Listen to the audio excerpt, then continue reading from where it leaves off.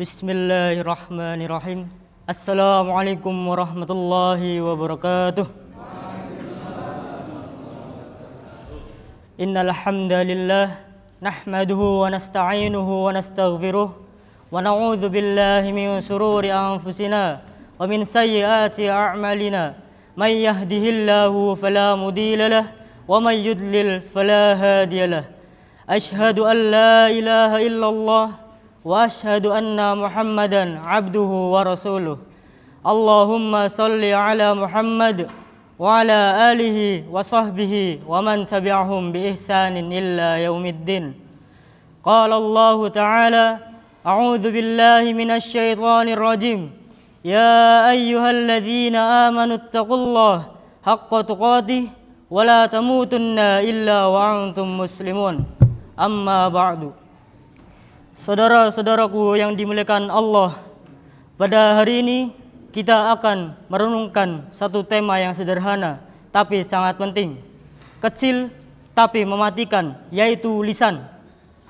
Saudara-saudaraku yang dirahmati Allah, lisan ini kecil, hanya segumpal daging. Tapi jangan remehkan, banyak orang yang hancur hidupnya karena lisan. Banyak persaudaraan rusak karena lisan. Bahkan tidak sedikit rumah tangga berantakan karena lisan. Rasulullah sallallahu alaihi wasallam bersabda dalam sebuah hadis, bukankah manusia itu diseret ke dalam neraka di atas wajah-wajah mereka, melainkan karena hasil panen lisannya. Hadis riwayat Tirmizi. Artinya, lisan adalah salah satu penyebab terbesar seorang masuk neraka. Allah Subhanahu wa taala berfirman dalam surah Qaf ayat 18. Ma yalfidhu min qaulin illa ladaihi raqibun atid. Tidak ada satu kata pun yang diucapkan melainkan dicatat oleh malaikat raqib dan atid. Bayangkan, setiap kata yang keluar dari mulut kita ada catatannya. Tidak ada yang luput.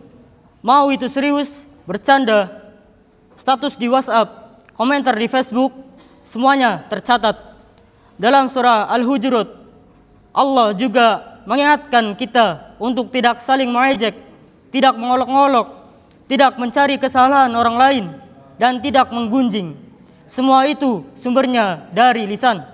Rasulullah sallallahu alaihi wasallam juga bersabda dalam hadis riwayat Bukhari dan Muslim, barang siapa beriman kepada Allah dan hari akhir, hendaklah ia berkata yang baik atau diam.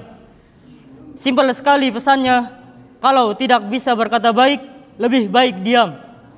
Ada juga hadis yang diriwayatkan Bukhari, sesungguhnya seorang hamba mengucapkan satu kalimat yang diridhai Allah, tanpa dia sangka-sangka Allah mengangkatnya ke derajat yang tinggi. Dan ada juga seorang hamba yang mengucapkan satu kalimat yang dimurkai Allah, tanpa dia sadari kalimat itu menjerumuskannya ke dalam neraka. Hati-hati saudara-saudaraku, satu kalimat bisa menjadi penentu akhirat kita. Adapun kisah dari sahabat Mu'adz bin Jabal, ketika Nabi SAW menyebutkan amalan-amalan besar, beliau bersabda, maukah aku tunjukkan sesuatu yang menjadi pengendali semuanya? Kemudian beliau memegang lidahnya dan berkata, tahanlah ini. Mu'adz bertanya, ya Rasulullah, apakah kita akan disiksa karena lisan kita? Beliau menjawab, celakalah engkau, wahai Mu'adz. Bukankah manusia dilungkupkan ke neraka di atas wajah mereka karena panen lisannya? Bahkan Umar bin Khattab, seorang sahabat yang sangat mulia, sering memegang lidahnya sambil berkata, inilah yang menjerumuskanku. Padahal beliau sangat berhati-hati. Kalau sahabat yang mulia saja khawatir dengan lisannya, bagaimana dengan kita? Saudara-saudaraku sekalian, marilah kita lihat kenyataan. Lisan bisa juga menjadi sumber pahala, yaitu dengan membaca Al-Quran, zikir, doa, menasehati dengan lemah lembut. Tapi lisan juga bisa jadi sumber dosa, yaitu ghibah, fitnah, mencaci, menyebarkan hoaks, bahkan sumpah serapah. Di zaman media sosial, lisan itu tidak hanya berupa ucapan, ada yang namanya lisan digital. Status, komentar, postingan, salah satu kata bisa tersebar ke ribuan orang. Pahalanya juga menyebar, dosanya pun ikut menyebar. Bagaimana caranya agar lisan kita selamat? 1. Sibukkanlah dengan zikir dan Al-Quran. Kalau lisan sibuk dengan kebaikan, ia tidak sempat untuk keburukan. 2. Bicara yang bermanfaat. Kalau tidak yakin bermanfaat, lebih baik diam. 3. Berfikir sebelum bicara. Namun Nabi SAW bersabda, cukuplah seorang dianggap berdosa jika ia berkata tentang sesuatu yang tidak ia ketahui. Jauhi debat kusir. Kadang orang ingin menang bicara padahal akhirnya dosa. Yang keempat, ingat malaikat pencatat, Raqib dan Atid tidak pernah tidur. Yang keenam, berteman dengan orang baik karena lisan kita sering terbawa lingkungan. Sekarang mari kita muhasabah sejenak. Berapa banyak kata sia-sia yang terkeluar dari mulut kita hari ini? Berapa kali kita bergurau, berlebihan, atau berkomentar buruk di media sosial?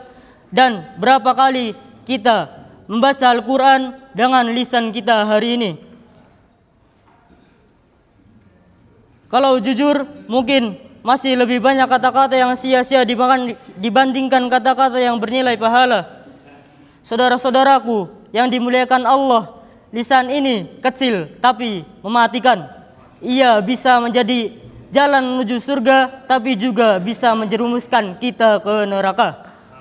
Karena itu, mari kita berpegang pada pesan Rasulullah SAW. Barang siapa beriman kepada Allah dan hari akhir, hendaklah ia berkata yang baik atau diam. Semoga Allah menjaga lisan kita, menjadikan ucapan kita selalu benar, lembut, dan bermanfaat. Demikian beberapa hal yang dapat saya sampaikan. Semoga apa yang disampaikan tadi dapat memberikan manfaat dan kebaikan bagi kita semua. Tentunya kesempurnaan hanya milik Allah semata. Karena itu saya memohon maaf atas ucapan dan tindakan yang tidak mengenakan bagi para pendengar. Aqulu qauli hadza wa astaghfirullah li wa lakum fastaghfiruh innahu huwal ghafurur rahim. Wassalamualaikum warahmatullahi wabarakatuh.